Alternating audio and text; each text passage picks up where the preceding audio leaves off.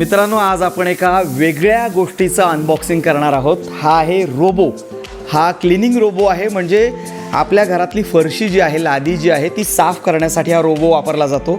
जर तुमच्या घरातली कामवाली बाई आली नाही किंवा तुम्हाला स्वतःला कंटाळा आला असेल किंवा बऱ्याचदा आपण घरामध्ये एकटेच असतो आणि आपल्याला सगळी कामं करणं शक्य होत नाही, अशावेळी हा रोबो फार उपयोगी ठरतो. म्हणूनच आम्ही हा रोबो मागवलेला आहे. फोर्ब्सचा रोबो आहे. हा कसं काम करतो, कशाप्रकारे लादी साफ करतो, म्हणजे लादी अगदी झाडून पण काढतो आणि फरशी पुसून सुद्धा काढतो, तर आपण बघणार आहोत, याचं अनबॉक्सिंग करणार आहोत. चलो बच्चे कंपनी आ जाओ. ते इकडे स्वराज आणि सानू दोघेजण माझ्यासोबत आहेत. मस्तपैकी आपण याचं अनबॉक्सिंग करूया. चला.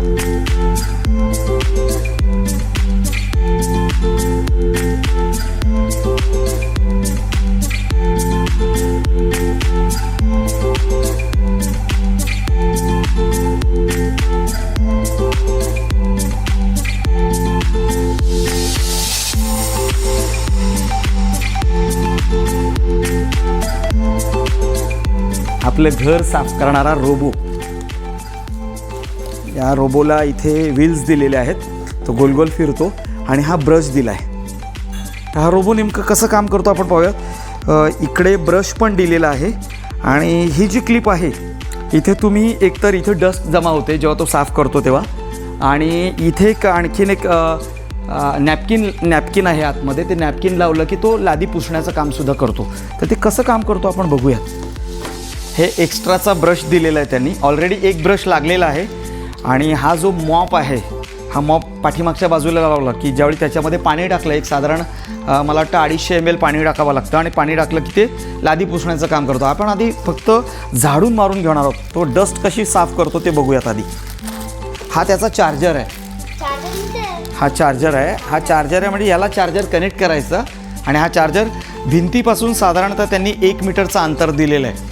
म्हणजे 1 मीटरच्या अंतरामध्ये हा रोबो आपलं काम संपलं की आपोआप जाऊन तिथे चार्जिंगला लागणार. मित्रांनो, फायनली आपला रोबो अनबॉक्स झालेला आहे. त्याला आपण आता चार्जिंगला लावलेलं आहे. या रोबोचं काय काय वैशिष्ट्य ते आपण पाहूया. त्या बॉक्सवर काय काय दिलं आहे त्यांनी. याच्यामध्ये त्यांनी म्हटलं आहे आयडियल फॉर इंडियन होम्स. म्हणजे भारतात जी घरं आहेत, भारतीय घरांची जी रचना आहे, त्याच्यासाठी हा उत्कृष्ट रोबो आहे. त्यानंतर अँटी फॉल सेन्सर. म्हणजे काय माहिती आहे का, हा रोबो जर का पायरीच्या ठिकाणी गेला किंवा एखाद्या उंचवट्यावर गेला तर तो खाली पडत नाही, तो आपोआप मागे फिरतो. त्याला बरोबर कळतं की आता आपण पडणार इथे. त्यानंतर हा आहे अँटी कोलायझन सेन्सर. याचा अर्थ ऑब्स्ट्रॅक्ट, म्हणजे अडथळे आले, समजा हा टिपॉय आहे, ती खुर्ची आहे, मध्ये जर का एखादा अडथळा आला तर तो त्याला टक्कर देत नाही किंवा त्याला टक्कर न देता तो मागे फिरतो. म्हणजे त्याला सेन्सर लागलेले आहेत. आणि सेल्फ रिचार्ज, सगळ्यात महत्त्वाचं म्हणजे त्याचं काम आटोपलं, त्याची बॅटरी डाऊन झाली की तो आपला त्याच्या चार्जरच्या ठिकाणी जाऊन आपोआप चार्जिंगला लागणार. तर कसं काम करतो हा रोबो, चला पाहूया. आता आपण हा रोबो स्टार्ट केलेला आहे. हा रोबो सगळ्यात आधी काय करतो तर तो आपल्या ज्या काही रूम आहेत त्या रूममध्ये फिरून त्याचं मॅपिंग करून घेतो. म्हणजे आपल्याला जे कंपनीनं ॲप्लिकेशन दिलेलं आहे त्या ॲप्लिकेशनवर आपल्याला ॲक्शन द्यावी लागते. त्यानुसार तो रोबो मॅप तयार करतो.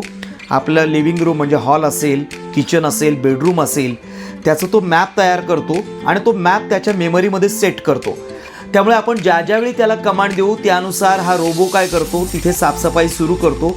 सगळ्यात आधी तो झाडू मारतो आणि त्यानंतर आपण जर त्याला कमांड दिली की तू फरशी पण पुस, तर तो फरशीसुद्धा पुसायला सुरुवात करतो. खरं तर झाडू मारण्यासोबत लादी पुसण्यासाठी हा रोबो खूप चांगला आहे. या रोबोचं वैशिष्ट्य म्हणजे एकदा मॅपिंग केल्यानंतर तो घरातला कोपरा न कोपरा साफ करण्याचा प्रयत्न करतो, लादीसुद्धा पुसून काढतो. मात्र याचा आणखीन एक काय म्हणता येईल त्याला, एक डिसॲडव्हान्टेजसुद्धा आहे की हा कठीण डाग जे असतात लादीवरचे ते कठीण डाग काढत नाही. एक लक्षात घ्यायला हवं, चहाचे डाग असतील किंवा आपण जेवल्यानंतर आपलं जे खरकटं राहतं आणि काही डाग तयार होतात लादीवरती, तर ते आपल्याला आपल्या मॉबने साफ करायचेत. ते हा रोबो पूर्णपणे स्वच्छ करत नाही.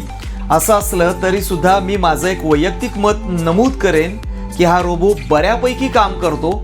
खरं तर माणूस आणि यंत्र यात खूप फरक आहे. माणसानं केलेलं काम आणि यंत्रानं केलेलं काम यात 100% ॲक्युरसी असेलच असं नाही. मात्र आपली गरज भागवण्याचं काम हा रोबो करतो. त्यामुळे या रोबोला मी 100 पैकी किमान 80 तरी नक्कीच मार्क्स देईन.